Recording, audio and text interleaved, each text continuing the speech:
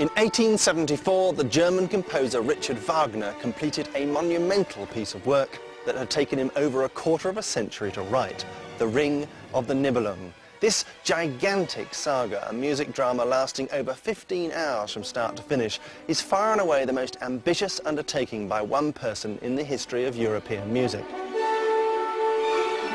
Wagner didn't just write the music, he wrote the text as well.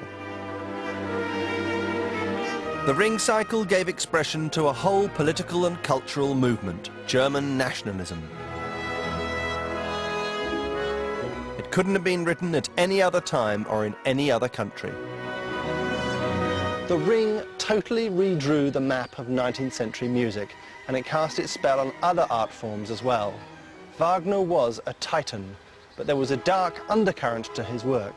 He remains one of the most controversial figures in music history.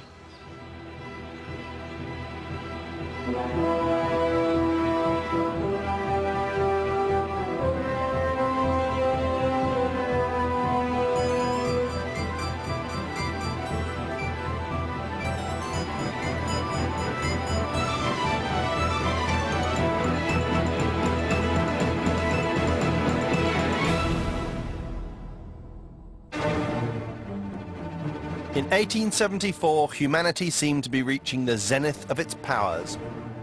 All over Europe, a feeling of confidence and optimism was summed up by great monuments to the industrial age, like the awesome St. Pancras Station in London. It symbolized a mood of prosperity, a belief in the limitless possibilities of progress, and mankind's increasing mastery of technology. Industry was growing ever more powerful. Scientific and technological advances were following one after another at a dizzying rate. Man seemed to be near to taming the forces of nature. And yet, under the confident surface lay a deep layer of pessimism. In the shadow of the fine buildings, industrial Europe was a viper's nest of poverty, slums and squalor that never seemed to change. Karl Marx was already preaching that revolution was the only answer. Man's attitude to religion was also changing. Charles Darwin's startling theories about evolution seemed to call into question the very existence of a god. To many writers and artists, mankind seemed to be adrift in a bleak, brutal, meaningless world. All the turmoil of the time is reflected in The Ring. Although it's set in the mists of European prehistory, Wagner's real purpose in writing it was to sum up the spirit of his own age. The Ring Cycle also reflected the violent contradictions of Wagner's own personality, one of the most extreme in the whole history of music.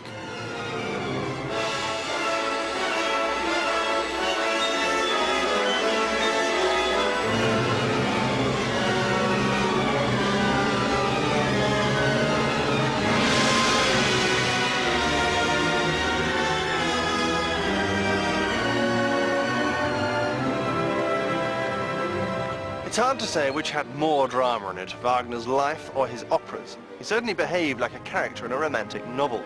He was deliberately elusive and mysterious as to his true parentage, and he invented for himself a role as a tortured maestro whose every will and whim had to be met for the creative muse to be unleashed.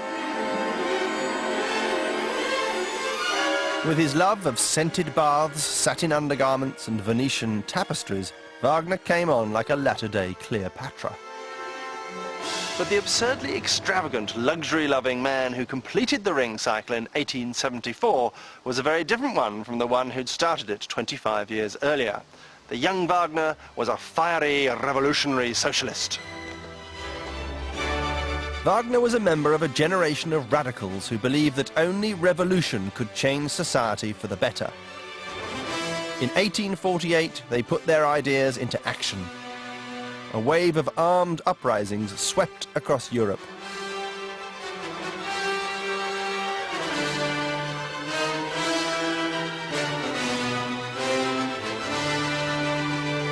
The following year, the composer was caught up in a revolution himself.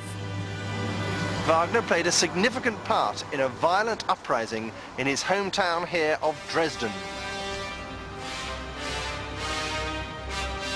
His job was to keep watch in the bell tower of the Kreuzkirche, reporting on the movements of the Prussian army sent to defeat the revolution.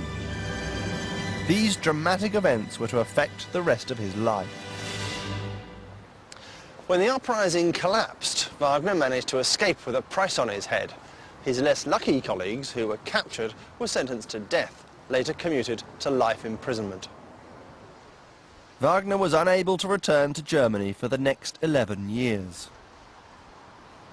In exile, Wagner decided that fundamental social change would be brought about not by a revolution, but by opera and poetry, and he set about writing plenty of both, and reams of pamphlets and articles about the future role of the arts.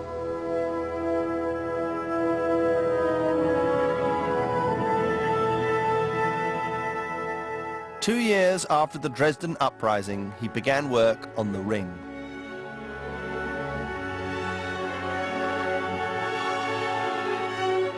His aim was to create a work that would help to reawaken the national spirit of his native country. Wagner chose misty figures from North Europe's distant past for his all-embracing drama. He was interested in legends and heroes that he felt could be symbolic of the soul of Germany.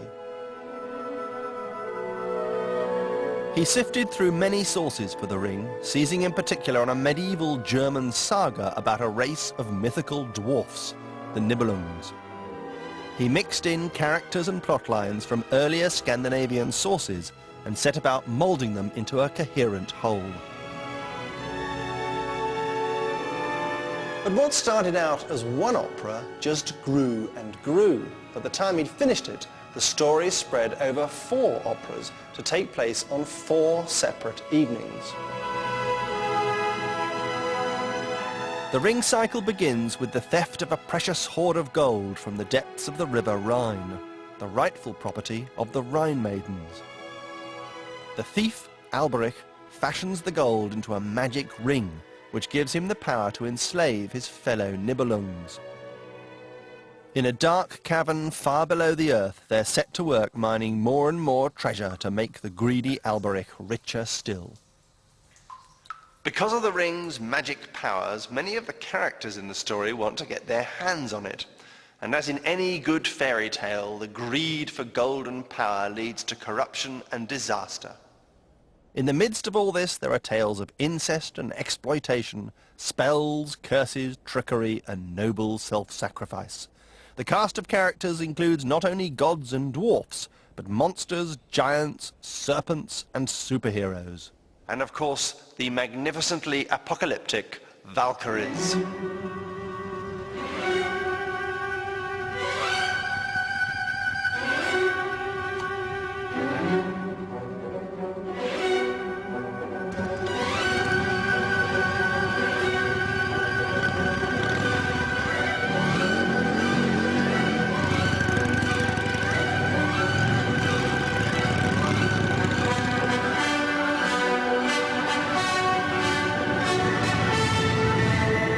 The Valkyries are the daughters of Wotan, the head god. His favourite, Brunhilde, is the heroine of the Ring cycle.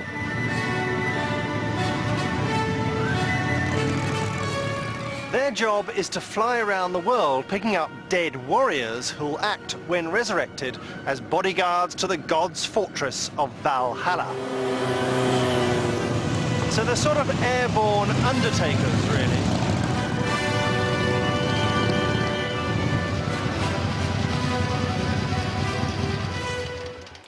At first sight, the Ring cycle might seem like a very long version of Conan the Barbarian or Buffy the Vampire Slayer, the musical. But it is in fact a work that operates on an astonishing number of different levels.